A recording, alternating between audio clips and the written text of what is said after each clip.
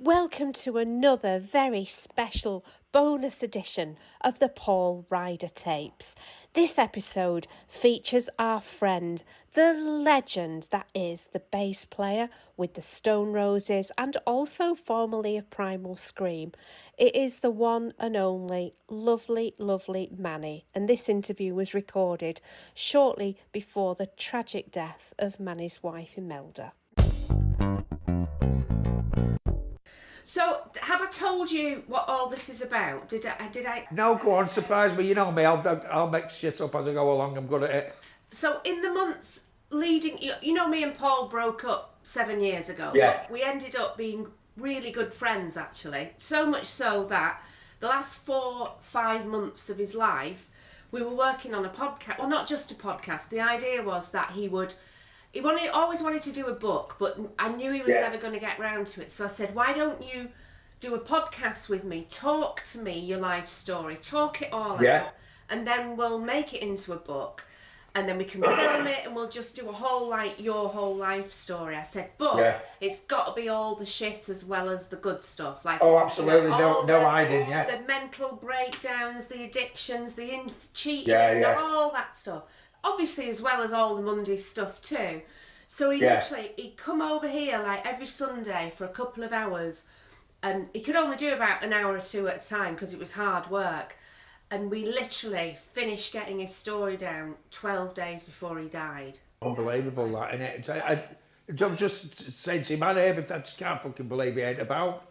It's just there's that many people gone in this short space of fucking time. All lockdown and all that, it just doesn't seem real somehow, you know. I know. Terrible, isn't it? But it was weird. It was like when Amelia told me that he died in the night. I just said, "Oh, I knew." It was like, "Whoa, how did I know that?" It was really weird, and I wonder if he knew as well. I don't know. Anyway, he got his story down in all the gory detail and all the stuff he's not talked about before. Brilliant. So it's really good. And the idea was that, at the time, was that we'd bring other people in who'd rub shoulders with him to get their perspective on things too. And obviously you were one of the people on the list. He talks a lot, obviously, huge respect and love for you as, you know. Same back, you know. It was always my favourite bass player. Him and Andy Rope were my two favourite bass players in Manchester. Do you remember the very first time you met him and came across him? Well, it probably would have been either round the boardwalk or the ass. You know, I was always conscious of him as a band. Really, I always was a real fan of him. In a lot of ways, sometimes it'd be like you'd wish he was in the Happy Mondays and not in the Stone Roses in a weird kind of way. You know, it just they appealed to me a lot. The look of him and the bastardised funk that they were trying to knock together and stuff like that. And you can hand on the heart, you can say there was never any kind of rivalry ever in Manchester. We always got house on fire, and there was a mutual respect right there from the get go, you know. And that lasted all the way through it all, you know. Yeah, that's one thing that really astounds me with all of this. That there's so much love between all of the Manchester band. There's no we're better than them, there's none of that at all, and that's really beautiful, isn't it? It was good, you know, because it's just you know, we're all having a crack at it, or making it up as you're going along kind of thing, and you know, when you're you can be happy for somebody else's success, you know. I think that's a heartwarming thing to be able to punt that out, you know. Yeah. Do you remember when you first heard about them, when you first came across them or met them? Yeah, well, that would have been in club nights and stuff like that, or maybe see him at gigs and stuff like that. And I always got on well with Paul. I'd always had a real admiration for his style of playing and stuff. He was a funky guy, you know, even though the Mondays weren't what you would call funky music, same as the Smiths weren't, but Andy Rourke had that funk in him as well. You know, there's a bit of Bootsy Collins, a bit of all sorts of stuff going on in there. And I had a real admiration for the man, and he was just a proper stand-up guy as a person, you know. He talked a lot about that pivotal time when both of you did Top of the Pops. Can you tell me about That was a funny day. We was going to do a bit of swapping and changing, weren't we? So I think I was going to go and play the drums for the Mondays, and someone was going to come do something play the bass for the Roses, and so I never quite got round to it. But it would have been a good jolly jape by the man contingent. I don't think the fucking BBC knew what the fuck was going on that day. There was a lot of brandy quaffed, other substances ingested, you know, and it was. I remember it being such a main event. You know, the people, there was like a big fucking party in Dry Bar, and it was like the Manchester's arrived. The Manchester thing had gained national prominence, you know. Yeah, it was amazing. And it was a very, very special time, and it's good to see your buds doing well, you know. Was there any rivalry at that point though, because you were both vying for a chart position? I don't think there was rivalry of any sort. We was always like, myself and Ian fucking loved Paul, loved the Mondays, I loved them all as guys, you know, and no, there was never, they've one chart place above us or anything else. None of that going down. That was never on anyone's agenda, that. Probably ought to smash to fucking even think about that way, you know. Did you ever play gigs together? I don't ever remember them being... No, I don't think we did, you know, which is most the pity that we didn't, because that would have been an outrageous couple in that one. You know, I know the Mondays had played when they did Ellen Road, and they played to all of the bands like the Lars or the Farm and stuff like that were on. We never kind of ever seemed to get embroiled in anything like that. Was probably the least hard-working band in show business, the Stone Roses, you know. Maybe we should have got out and played more, and it would have been something to write home about. A Roses and Mondays team, it would have been brilliant, you know. Yeah, but the Roses really did it right though, didn't they? I mean, you know, we compared... Well, we did it right by not jumping through hoops, basically, and do things on your own terms as much as you can, kind of thing.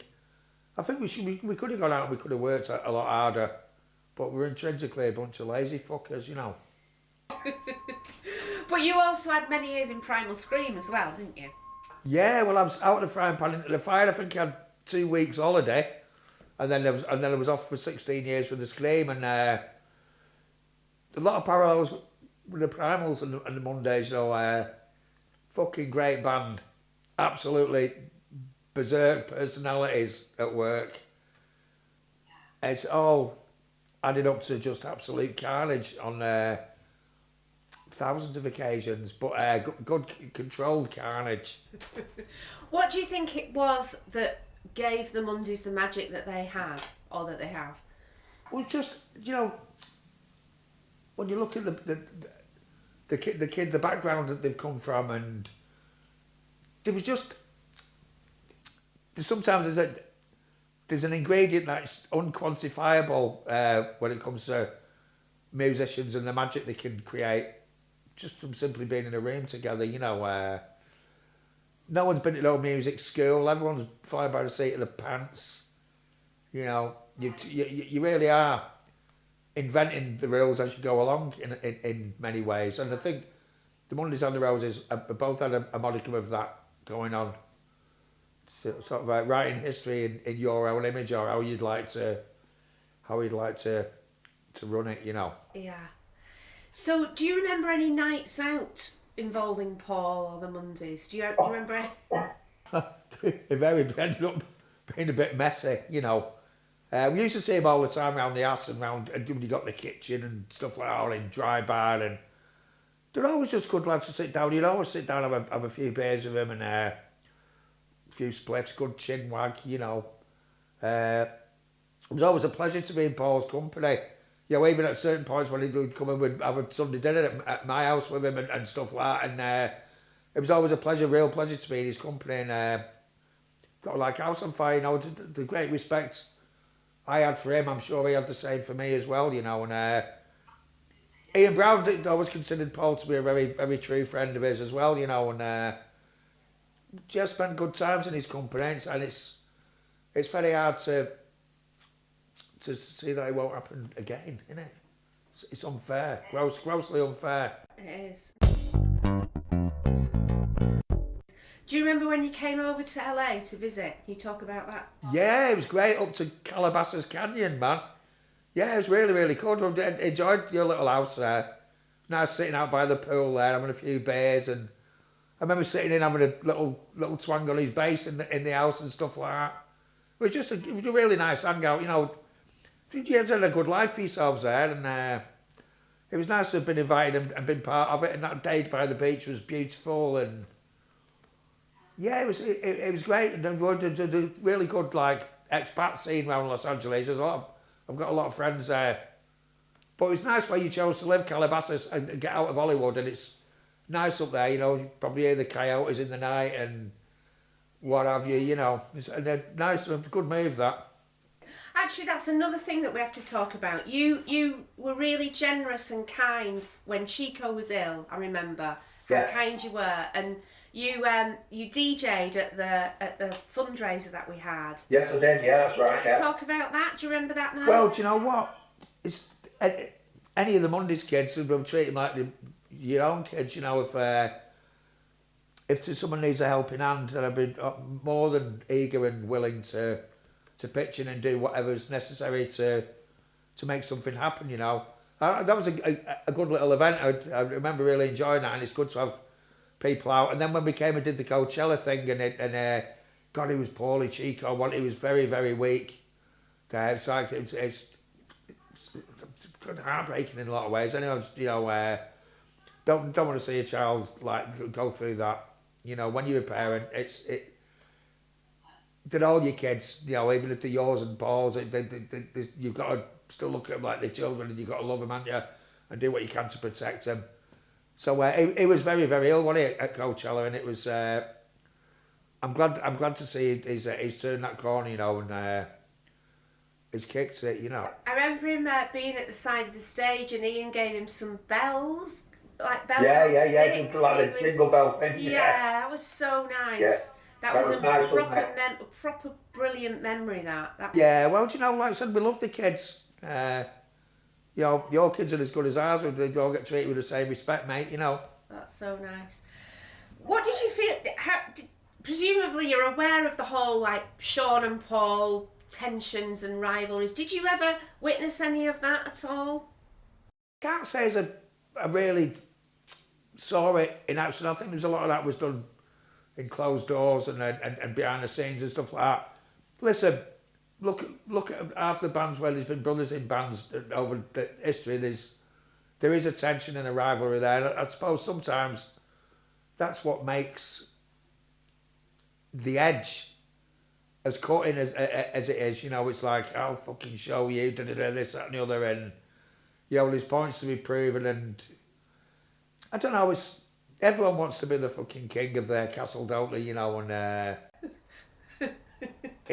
unfortunately, if you look at any band with brothers in, like the Kinks or Oasis or whoever, it's always their sibling rivalry. Yeah. But do you think that that helped to add to the magic?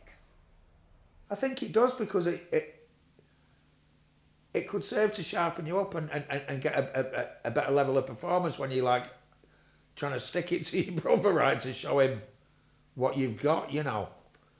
I couldn't ever envisage being in a band with my brother. We'd end up fucking strangling each other, you know. Much as we love each other, but not on a professional level, unfortunately. Do you remember any particular Mondays gigs that stuck in your mind? I remember the G-Mex thing was a belter. I remember we went to, there was another one where maybe it was King George's Hall in Blackburn really late on, and Shaun had really had substance problems at that point in time, and I think the Stereo MCs were opening up for him, and that was a pretty magical gig. And then beyond the Mondays into Black Grape and stuff like that, you know, used to see them a lot around the town and stuff. But it was always like an electricity at Mondays gigs, you know, and a great, proper good crowd of people used to show up at them as well, you know. It was guaranteed fun, without a doubt. I can't believe that the Roses and the Mondays never did a gig together. That would have been legendary, wouldn't it? It would have been legendary, and it's sad that it never came to fruition. That maybe we should have got out of bed a bit more or and made something happen. So, in terms of Paul and your relationship with Paul, like, did you keep in touch over the years? Like, how kind of? Well, I suppose when you'd see each other, you just pick up where you left off last time, and it's not like never on phone call terms. I'd messaged him a few times and I said, if you come to England, I'm meeting, we're going to have a pint or something like that. Yeah. But I think it was more born of an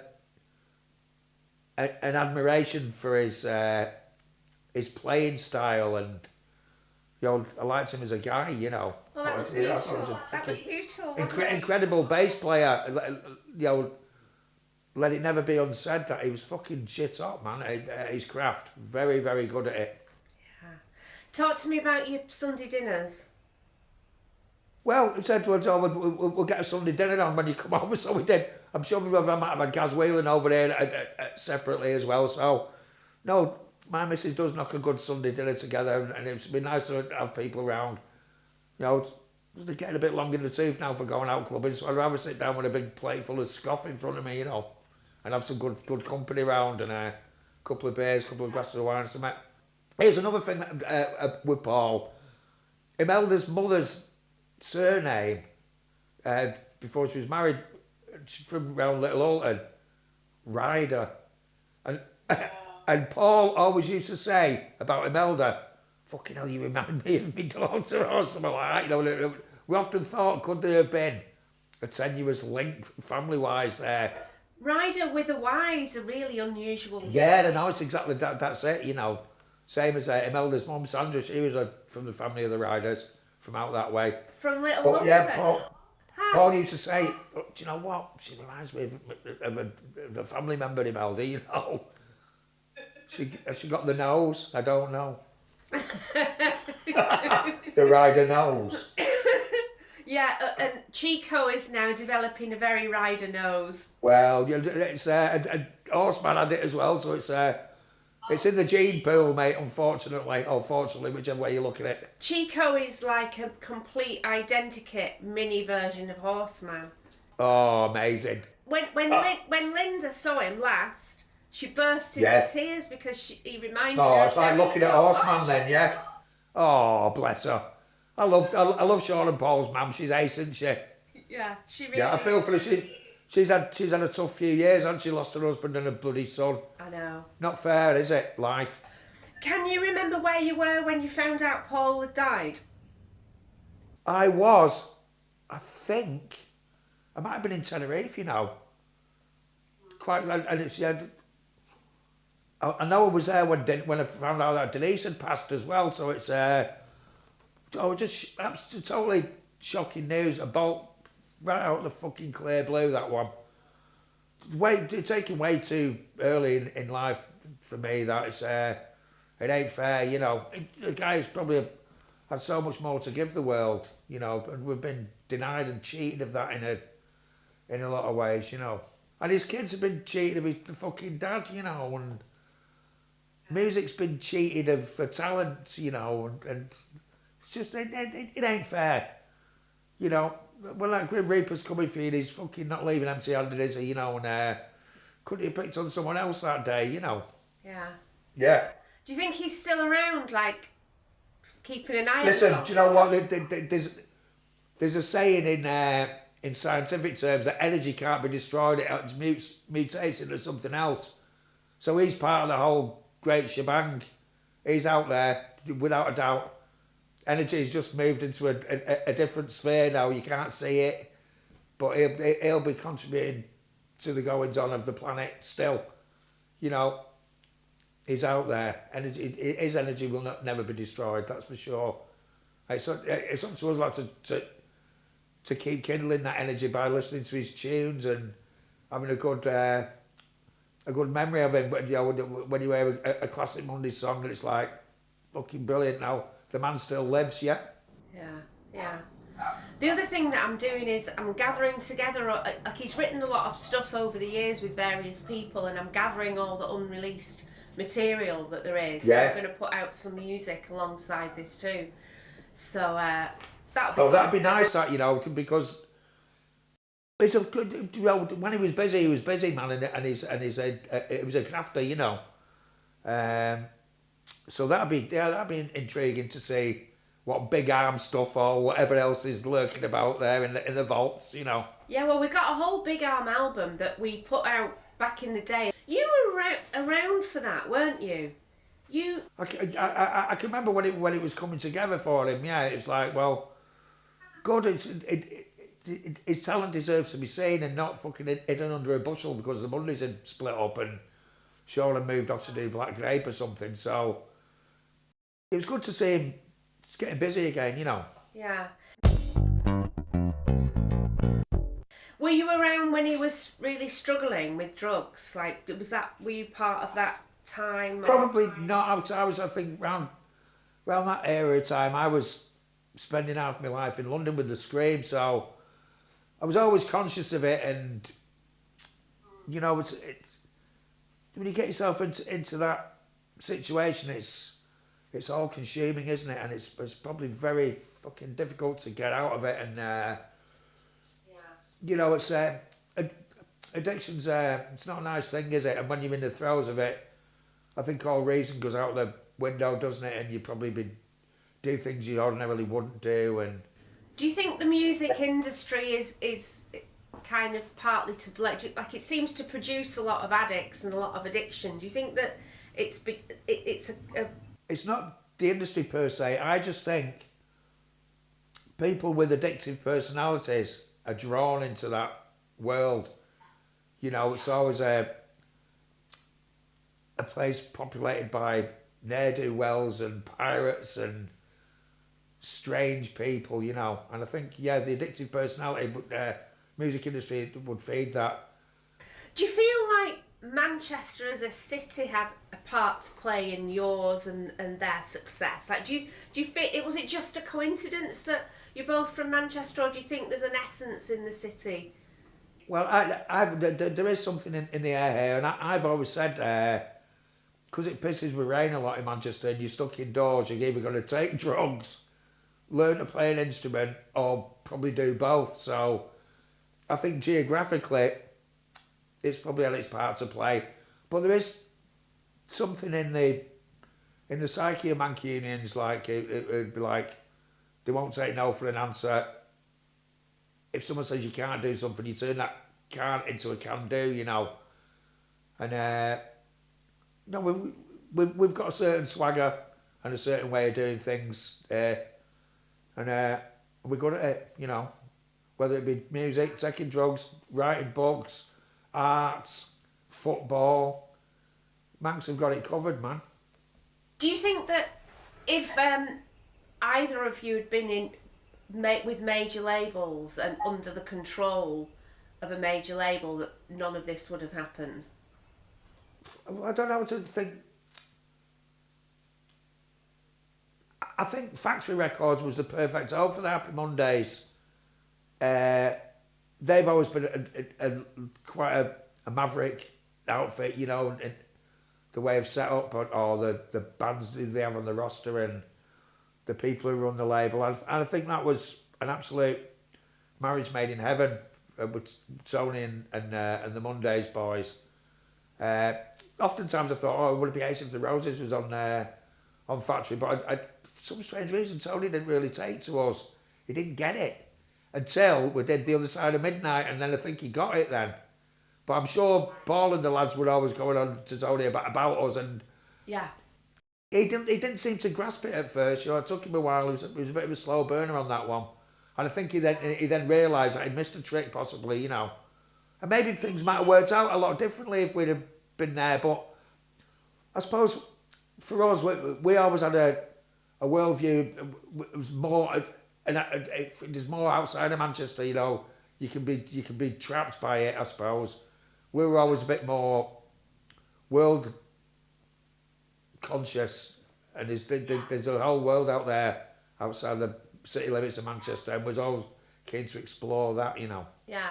Paul said, I think he says this in the podcast actually, that at the beginning Tony thought that you were all goths. He was like, he thought you were That was a bit strange. I suppose before I joined them, they had a different sense of style. Because that's what I loved about the Mondays, was they would all look just like scallies, you know. Dressed like I did from North Manchester, Adidas trainers and jeans and stuff like that. And I kind of like the look. But at the end of the day, you could have worn a fucking bin liner and still knocked out that beautiful music, and it wouldn't have mattered what genre you were pigeonholed into, you know. But yeah, but I'm sure Tony did think we was a bit of a gothy band kind of thing. Why would he think you were goths? I mean, Ian had dark hair. They dressed a bit stranger than your average Scowls, the Roses, who are a bit more. They had their own little thing going on there, and I suppose when I joined them, it's something I brought the more the Mondays thing to the party kind of thing, but maybe fashion-wise or something. I'd never hold my hands up and take credit for anything like that, but I think I was a bridge to that maybe from where I'm from, and you know, I'm North Manchester, not far from Salford kind of thing, and proper Mancunian. I suppose I was a more of a bridge stroke link to the Mondays world, you know, in a way. Yeah, you definitely were. Like you could have been picked up and put in the Mondays and would not have been out of place. Oh, easily. I'd have survived and had a whale of a time, no doubt, leading from the front, but you couldn't imagine John Squire being picked up and put in the Mondays. That wouldn't have worked, would it? It's a completely different kind of personality. John is, you know, I know how to tickle his funny bone, and he's sometimes he can be a bit more reserved. John, he's actually a fucking dirtbag behind you all, you know, when you know the level to approach him, but he's a bit more studious and he's very measured, John, and he calculates everything, and everything's worked out, you know, to the nth degree, you know, and it's everything's got to be right, and he's a bit more of a perfectionist maybe. Right. How did you get into playing the bass? Where did that all come from? Well, I don't know, because I always started out playing guitar really in little punk bands when I was younger, and then in Spiral Carpets and Roses, I was in a few bands with Clint Boone, and he just said, "Oh, we need someone to play the bass." So I went, "Well, I'll give it a go," you know. Just picked it up and just give it a go, and found out I quite liked it, you know. Seemed to be well suited to it, because I always listen to bass heavy music, whether it be reggae or whether it be Northern Soul or, you know, bits of fucking Funkadelic and Parliament and stuff like that. I don't think it's any strange thing that I've ended up on the 4 strings, you know. Paul always said he preferred it because there were fewer strings, less to learn. Yeah, right with him on that. But then you've got to rub them less strings in a different manner to get something out of it. And he was good at it, and I like to think I know my way around it as well, you know. Of course you do, yeah. Is there like a kind of code? Is there like an unwritten code between bass? Like when you meet another bass player, is there like an automatic level of like respect, like an unseen... Yeah, I think what it is, I think with bass players is you're generally not the centre of attention, are you? Like to be a lead guitarist or a singer, they're going to cop a lot of the adulation, and they're right at the pointy end. I think the bass players can just chill with it a lot more, you know. You know, listen, even if you're good, and I think there's always a spotlight is taken to somewhere else in the band. So maybe that's a bit of pressure off, and we generally tend to be a fucking wacky breed, and always good for a bit of fun and a bit of a party, you know. Yeah. Is it not like, does it not annoy you sometimes though that other people are getting most of the attention? I was never in the game for the attention. I suppose I just like playing, like travelling, like partying. You know, I don't think there's such a thing as an ego-less person in a band, but you can have less of an ego, if you know what I mean. So I always try to have less of an ego, if possible. no doubt I've had my moments, you know, we all do. When you're getting smoke blown up your arse of everyone all the time, it's easy to let it get to your head, I suppose, a little bit. But try and be as egoless as possible was my thing. You just roll with the punches and enjoy yourself, you know. Thankful you're not working in a factory for some twat for 25 quid a week, you know. Yeah, yeah. How difficult do you think it was? I mean, you were in this position as well, when you have fame thrust upon you virtually overnight at a really young age. Like, does that mess with your head? I don't know. I suppose if you're confident in your own abilities, which I'm sure many people in Manchester are, there's a confidence, there's a whole heap of blag as well goes with it. You've got to chuck that front up, and I think we just, you know, if some Mancunians broke into NASA, right, they'd have the fucking shuttle doors open within a day. Within a few days, if someone had fucking worked out how to start it, by the end of the week, your mates would be on it and you'd be off for a fucking fly, you know. So there's a certain can-do-ness with Manchester people.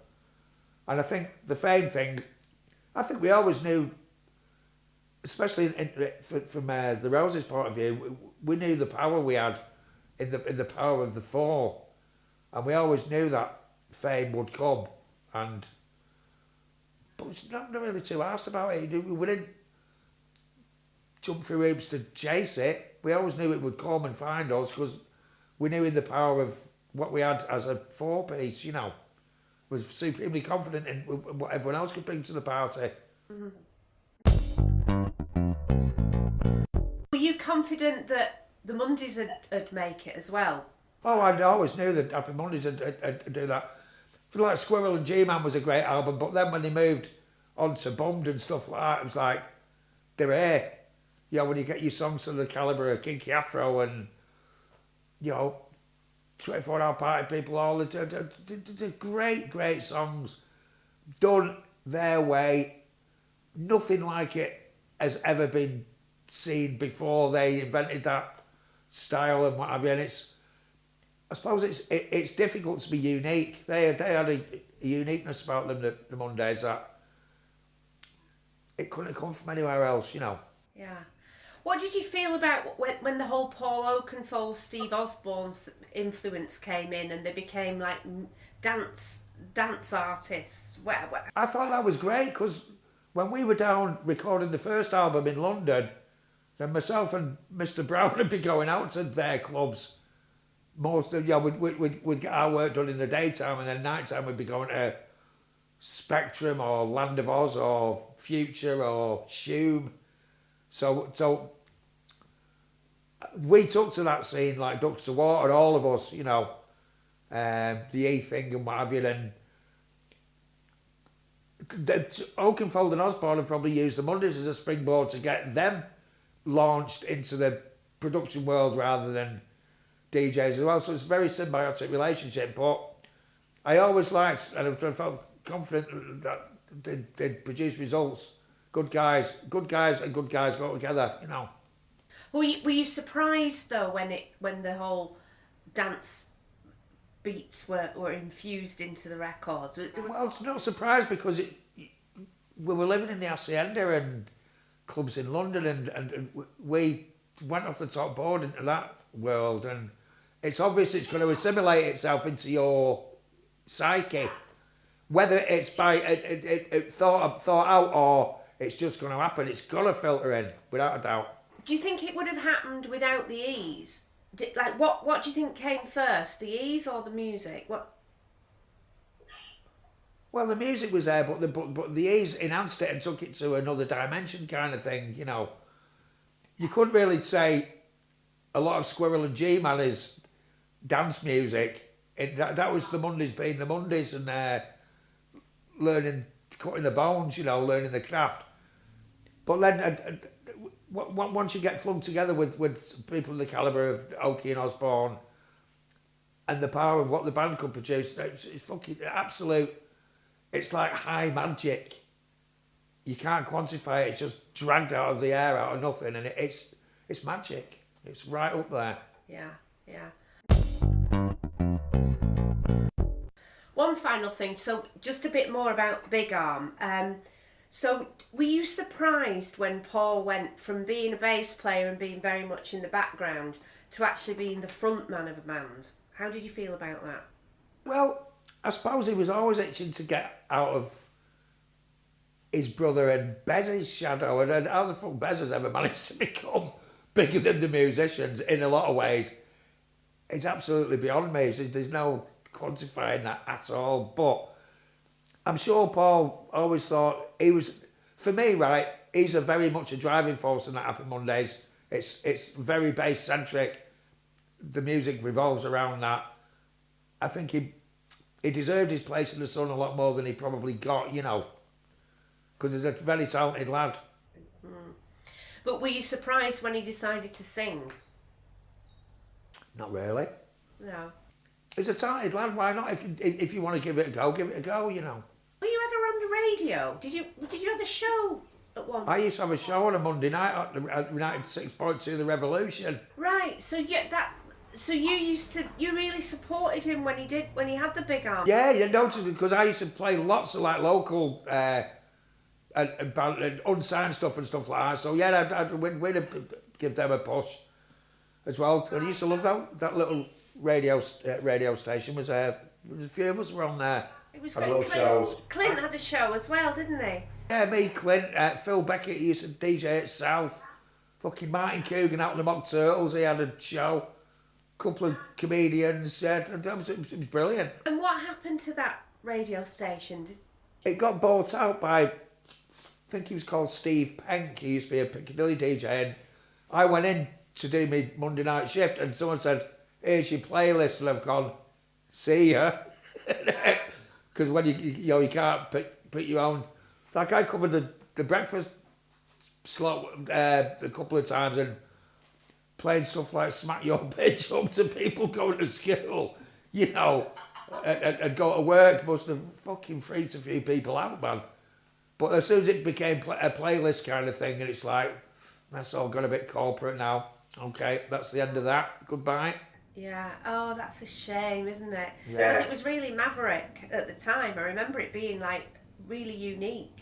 Like everybody just... And we always used to have like a local unsigned bands or up and coming bands, and they'd come in and they might do an acoustic in the studio with you, or so we give a few bands a push, like Arctic Monkeys used to come in and do stuff before they started kicking off. And yeah, I'd forgotten, but I remember going in with Paul to your Yeah. show, and you did an interview with him, and you were really supportive of Big Arm. I remember. no, what's his mate, you know?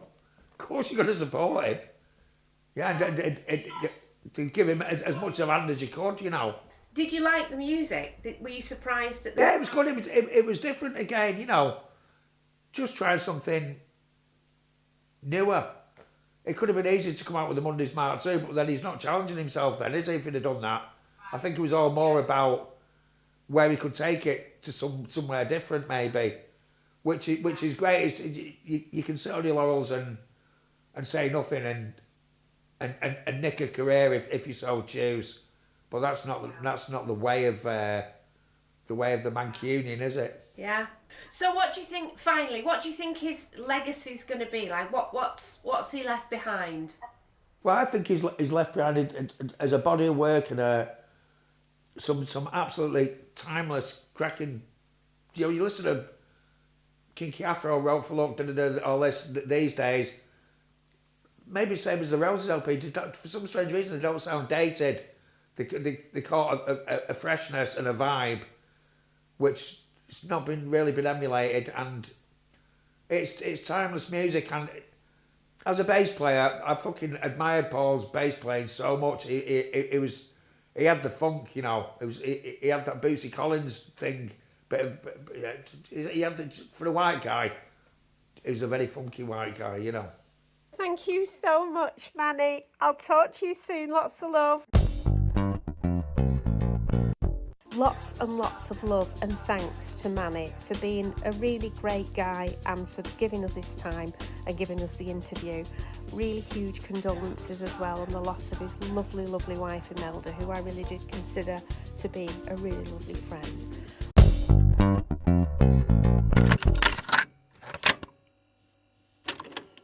Hello and welcome to a very special bonus episode of the Paul Ryder Tapes. We have got an icon of 90s Madchester culture. He was with Paul through the brightest and the darkest of times and lived through his own struggles, but came through smiling. He's another person offering hope to those of you out there who might be struggling. He roaded for the Mondays in the very early days and shuffled his stuff on stage with the Roses. It is the mighty, the legendary, the lovely Cresser. Hiya, I'm Cresser.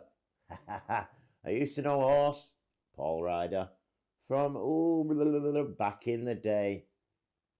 We were good pals. We were into the same music, drugs, clobber, and women. Unfortunately, the same women at some times, but hey ho, such is life for a young man. Yeah, so horse was horse and Cresser was Cresser. Yeah, lovely geezer, sort one. I don't think we've ever met. Have we ever met? It looks I think we have met, but not. Yeah, we have. But I've kept track of you over the years. So yeah, I'm really glad that you're doing really well. That's brilliant. Really good. I won't say really well, but I'm back on my feet. I'm keeping on. Great. Good for you. No, it's a major. I mean, I know I've lived through stuff with Paul, so I know about the struggle. I know about the struggle. Yeah. So congratulations. That's really brilliant. Well, yeah. I mean, I was begging on the street. I was out there. I was, lost everything. Didn't have nothing.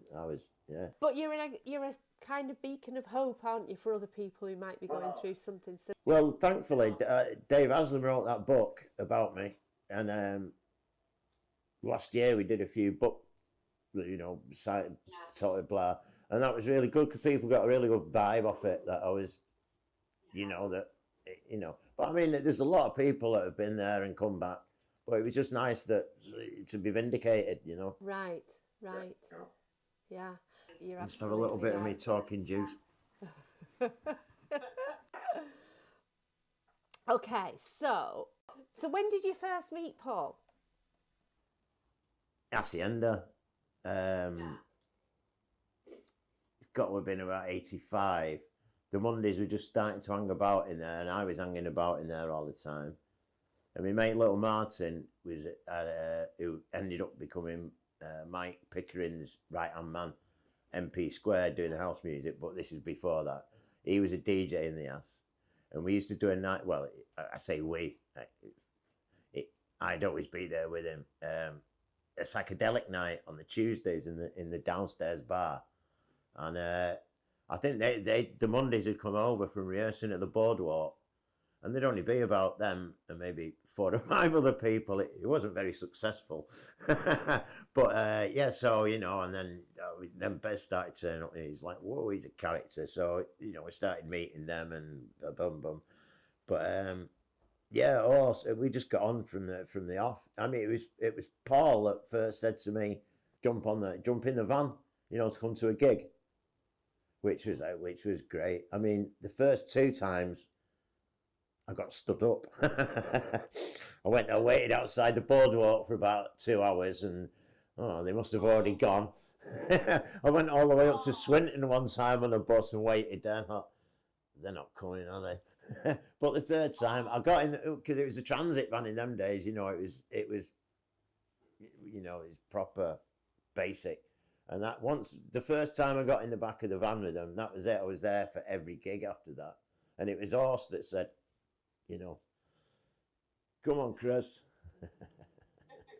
Tell me about him in those early days. He was a little bit in shadow of Shaun, obviously, because Shaun has his massive character and ego. But Horse had his own personality as well. He wasn't trying to copy. He wasn't in any way mimicking Shaun or any. He was his own man. And, he had his own definite ideas about music and style and everything. I mean, that first album that they did, his bass playing is just For me, that's the Mondays. Is the first album, the 24 Hour Party. People possibly Hey Can't Smile Out. That for me is that's the Mondays for me, because that was when I was in the back of the van with them and going places. I mean, let me think. Camden's Dingwall. Yeah, Dingwall's in Camden, 1980, early 86.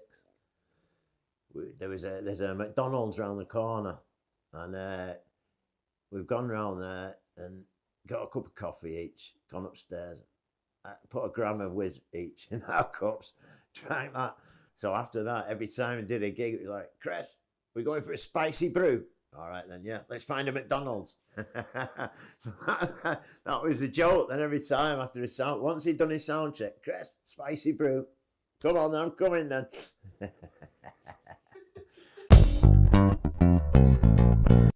But it was, with Horse, it was his laugh. He just had that. I can't do it, but just the way he'd just do that. It was almost like a cough and a laugh. It was just like a bark almost. But it was I was very I was touched when I saw Linda at the funeral, actually, because she said to me, he always spoke very highly of you, Cress.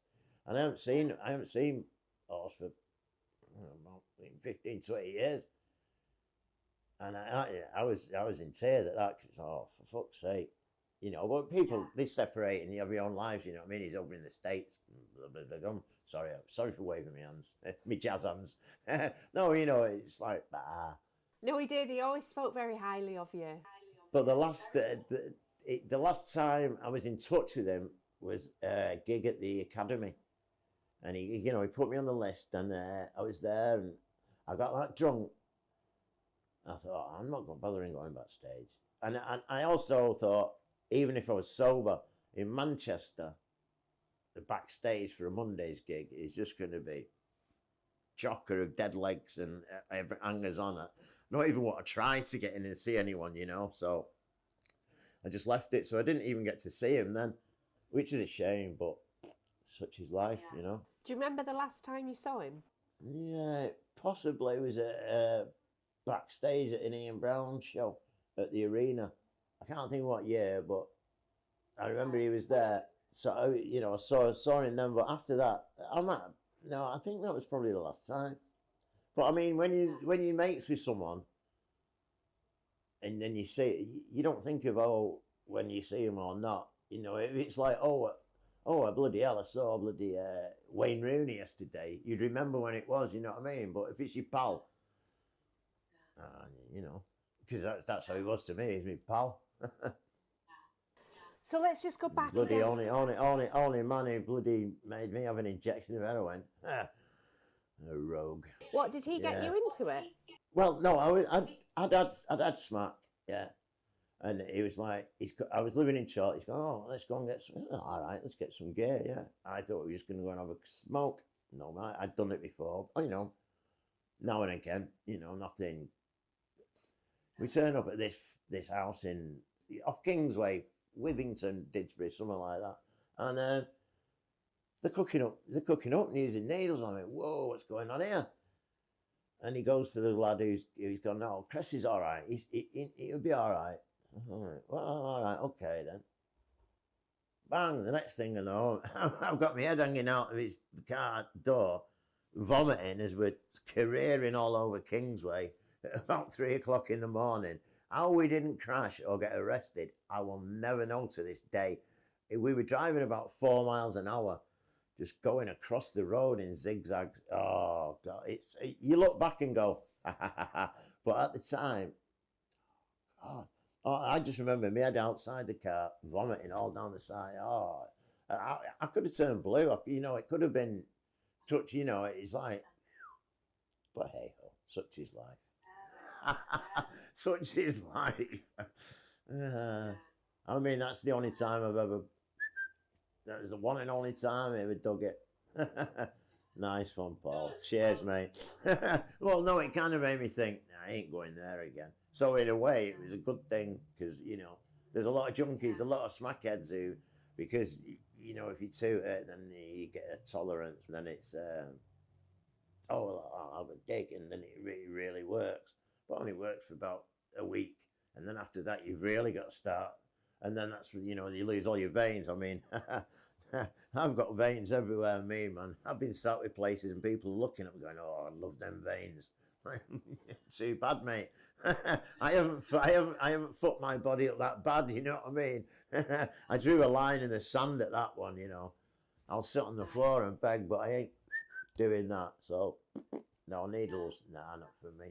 Because it takes you a whole way further down the line, if you know what I mean. You know, It's a very dark, horrible path that, you know, I wouldn't recommend it. I've always thought of heroin as being a mistress, because you don't want to tell anyone about her, so she's always in the dark. You know, it's always hush hush, hush hush. You know, you don't say, oh hey, look, I'm going. You know, it's and she's a very seductive mistress. And at the end, she'll be really nice to you, but by the end, oh, she'll ruin you. And that's the one way that I've always thought about heroin is she is a seductive mistress. Because like I say, you don't want people to know, so you keep her on the quiet. That's what you do with a mistress, isn't it? Nobody knows. Yeah. And then then she starts taking over. Is there a code where, like, obviously Paul knew that you were doing it, you knew Paul was doing it. Is it like a kind of code between you that you kind of keep it to yourselves, but you know that you're both in that same club? I was never really addicted when I knew horse.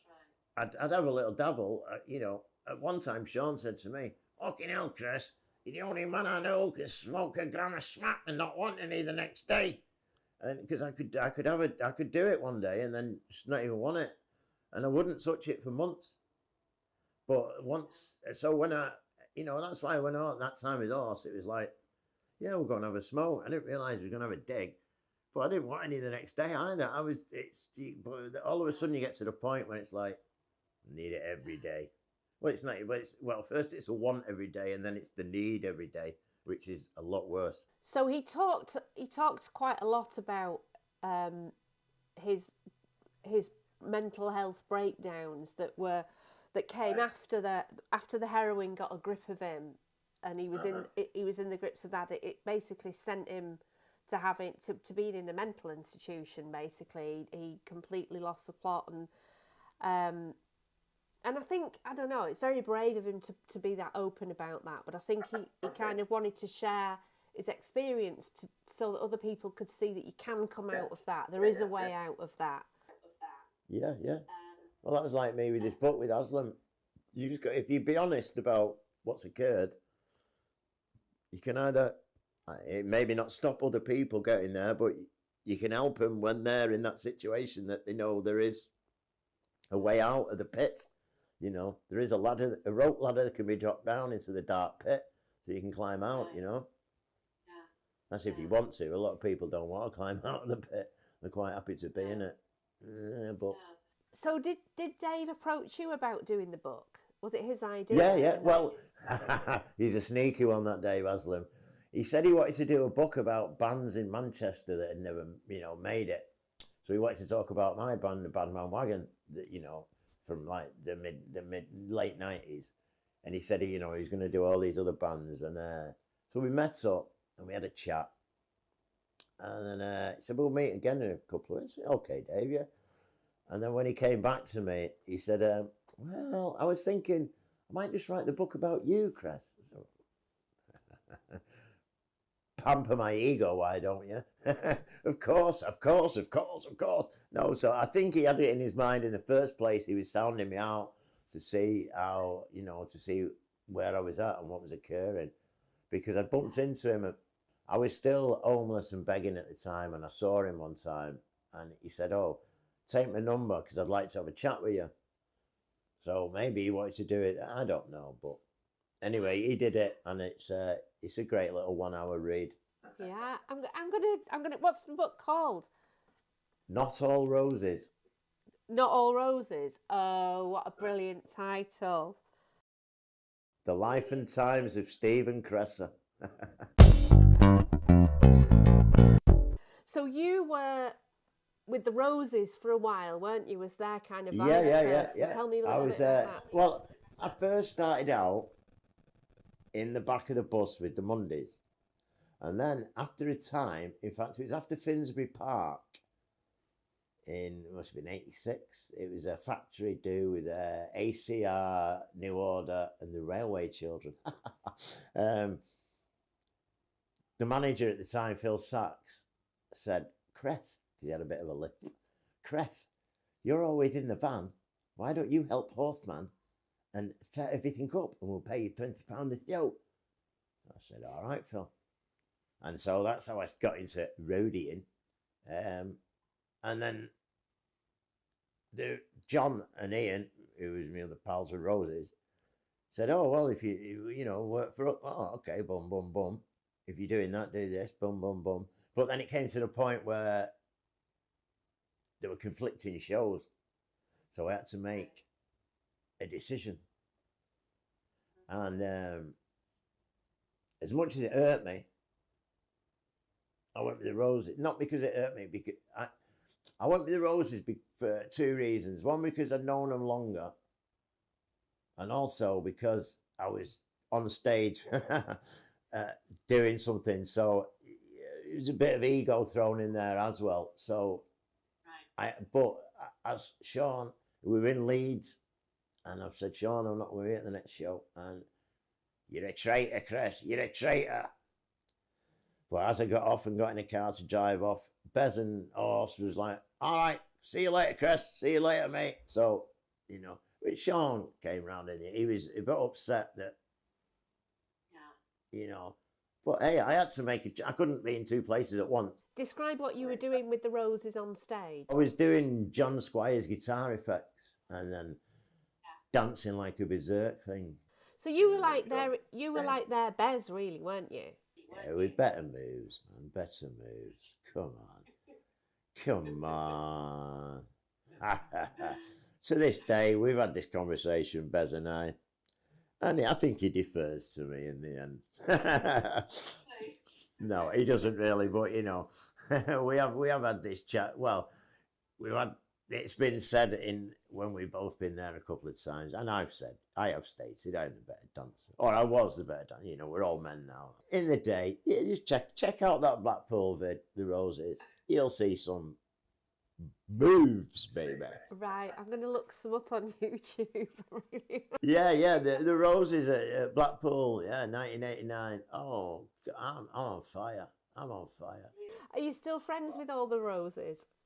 Manny and Ian, Rennie and me never got on, so that's not a problem. And I don't know what happened with John Squire. We were still really good friends up until about 10 years ago, and all of a sudden, like, a gate closed, and I don't know what. This is before I was even strung out on gear, A gate just came down, and that was it. Boom! I was cut out of his life, which was quite hurtful, to be honest with you. I had lunch with Ian not so long ago.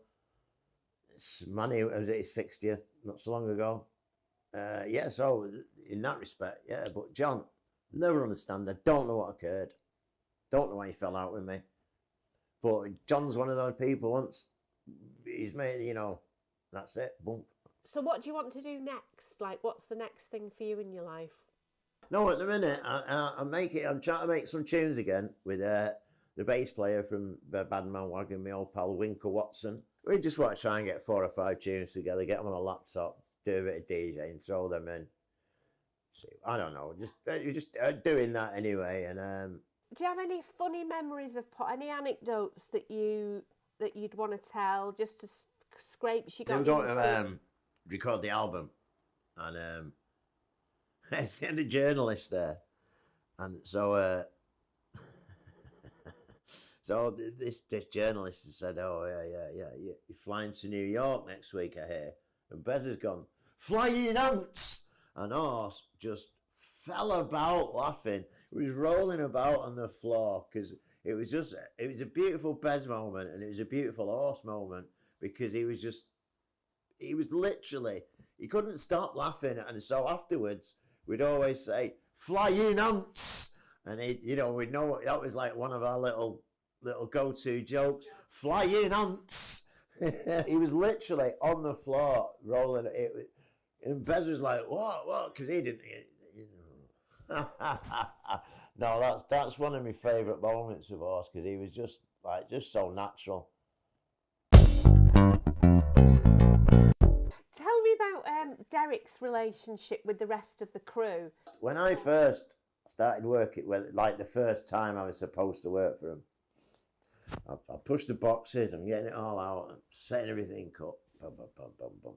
And then it comes to cabling up, and the horseman's come up to me and gone, listen, Cress, I'm the kind of man who's going to go around and check everything. So just leave it to me. You just put everything in place and I'll do it. Fine by me, horseman. You mean I've got less work to do? Brilliant. Horse, spicy brew, let's go. You know, no, horseman. I mean, he was the driver. Shaun used to just call him worker ant, because that's what he was. He would not stop. He was driving. He was before I started helping him. He was loading everything, setting everything up, cabling everything, taking it down, re-putting it in the van, driving him back wherever it was. Right, he had some oomph about him, horseman, because he just wanted it for his lads. I think in a way he was vicariously enjoying it, you know, because he used to write jokes for, send them into two manners and stuff like that, didn't he? So, you know, he always wanted to be there, obviously. So he was just, can you imagine how proud he was of his lads, bloody, doing what they did? Yeah. And he wouldn't stop. He was a geezer. Yeah.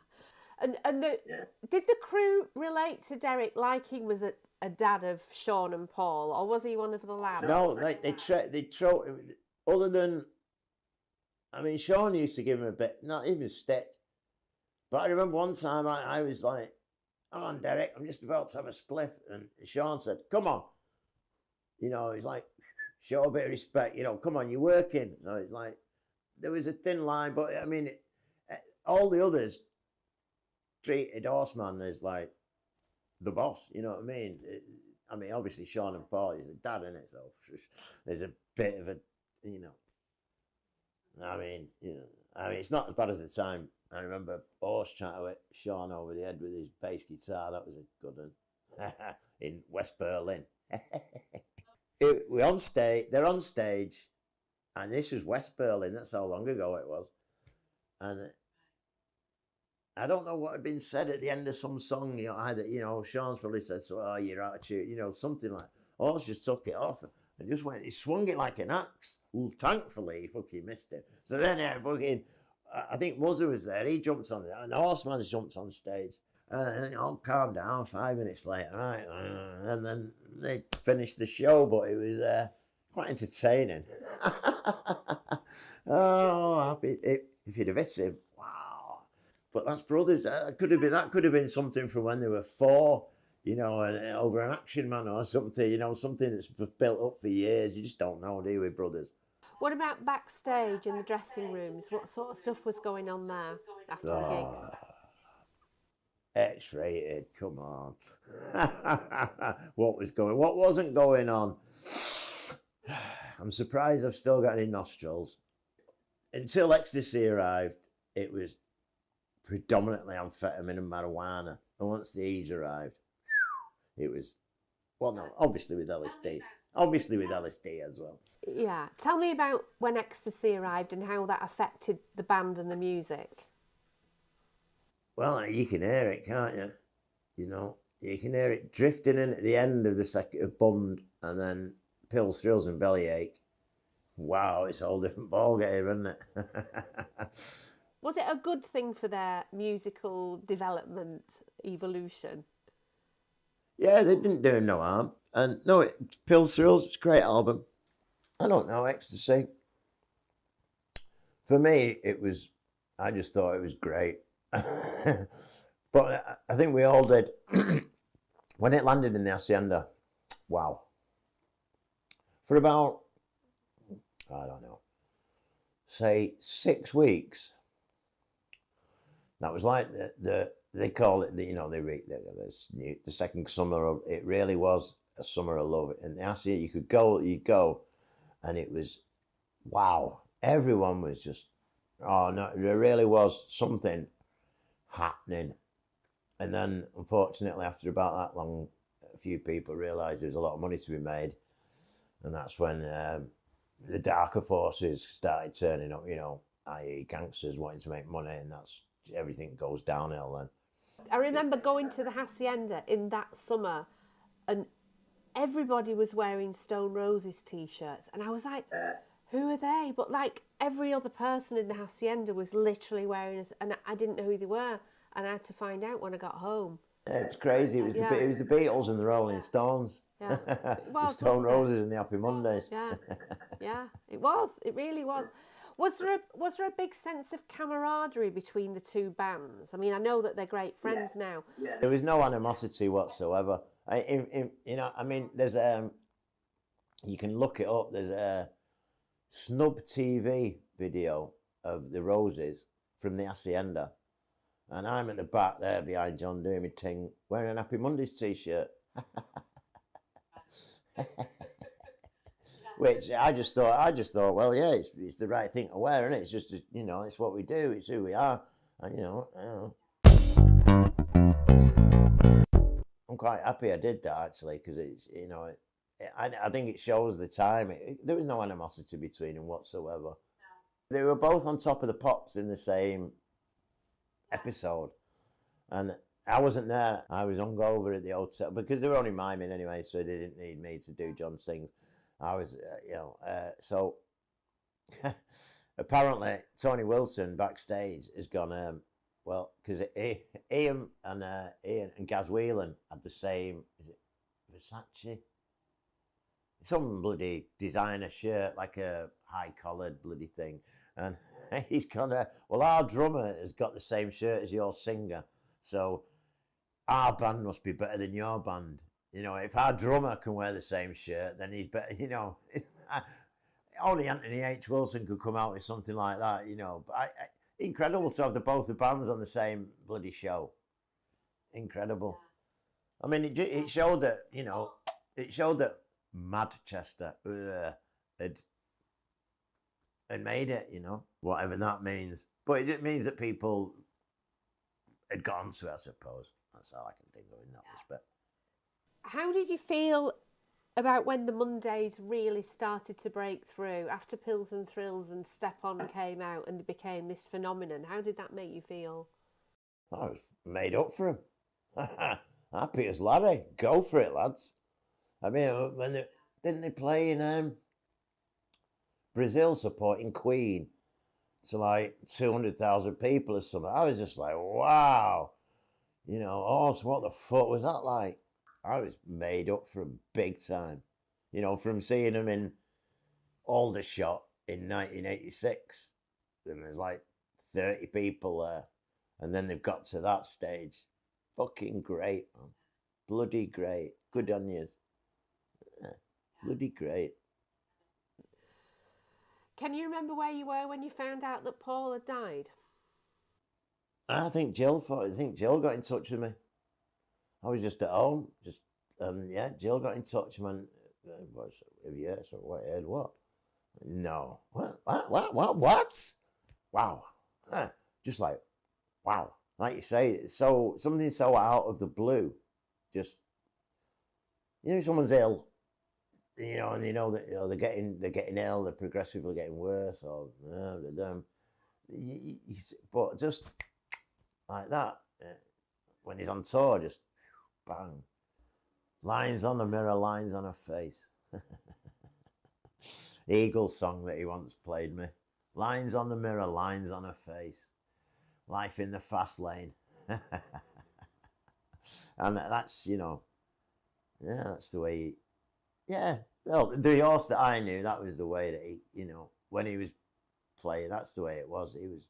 He was a real geezer. He wasn't fake. He was 100% real, Fuck anyone who says he wasn't, because he was 100% real. And in life, if you can be real, that's the beautiful thing. When you think of Paul now, what's the memory that comes to mind? And he used to call me Mogwai. Did he? Why did he call you Yeah. that? Mogwai, do your Mogwai smile.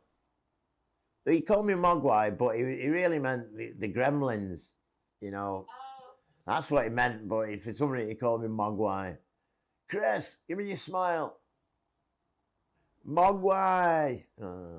I mean, before that, excuse me, they used to call me the funky monkey in the far out flares when they first saw me in the Hacienda. Right, okay. And you couldn't miss me in his 21-inch bottom pink So they jumbo cord flares, could you? You literally just met them in the Hacienda and then became friends just from being in the... Yeah. Just by being in the Hacienda, a melting pot, a cauldron of culture. The Hacienda is so missed. Well, I don't know what the kids are doing these days because I'm pushing 60 now. So hopefully they've got somewhere or maybe it's all on the internet these days, you know.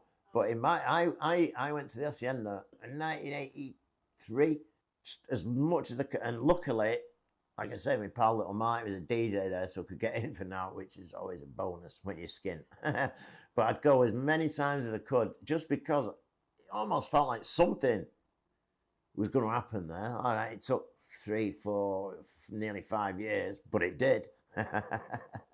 And boy, did it happen. So, I don't know. Was it a calling? I don't know. People these days, they go, oh, no, I never wanted to go to that gaff. It's too cliquey. What's the whole fucking point of it? You were meant to be cool to go there. You were meant to be clued up to go there. It wasn't just rotters or Placemate 7 or Pips or somewhere you just pay to go in. You got to know, you had to be in the know. Well, that's how it struck me. And that's why I wanted to be there, because I like to think I was in the know. Yeah, well, that was what it was. I know it sounds cliquey, yeah, so fucking what? I want to be in the clique. I want to be cool. I want to know what's going on. What's wrong with that? I want the culture. I want the knowledge. What's wrong with that? If you want to have a dance, go to looking school disco. Do you have a favourite Mondays song? Olive Oil. Oh, really? Okay. I just love his bass line. Dung dung dung dung dung dung dung dung dung dung dung dung dung dung dung, and it ding ding ding. It's almost like it's out of key when his guitar comes in, but it's just I just love it because it's almost fractured, but that's the beauty of it. And that intro bass line, yeah. What do you think the secret was? Why do you think they captured the imagination of so many people in the day when? Because they were real. Because they were real. They were real. That's my answer to that. Is they were real. If they'd been signed to a major label, They'd try to dilute them. They wouldn't have been allowed. They'd try to mould them. They'd try to mould them and dilute them. That was the one beauty of Thatcher. Just went,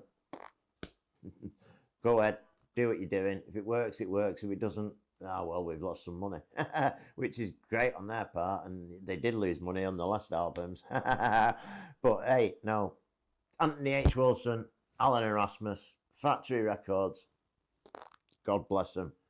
They were a massive, massive part of Manchester. Massive. They should never be forgotten or underestimated. Brilliant. Have you got any more stories you'd like to tell about Paul? Not off the top of my head. Listen, if anything comes to mind, I'll try. I'll get me into you. Yeah. But it's just been great to have a chat with you. Yeah. I really, really appreciate you letting us come in your living room and talk. It's okay. It's okay. No, listen. Listen. For us, anything. I would have done anything for him. I'll do anything for him. You know what I mean? All right, lovely. Lots of love, and thank you again. Take care. I'll be in touch soon. I promise you. Yeah, sweet as. All right. Anytime. Yeah. Okay. All right. Take care. See you Ciao. soon. Ciao for now.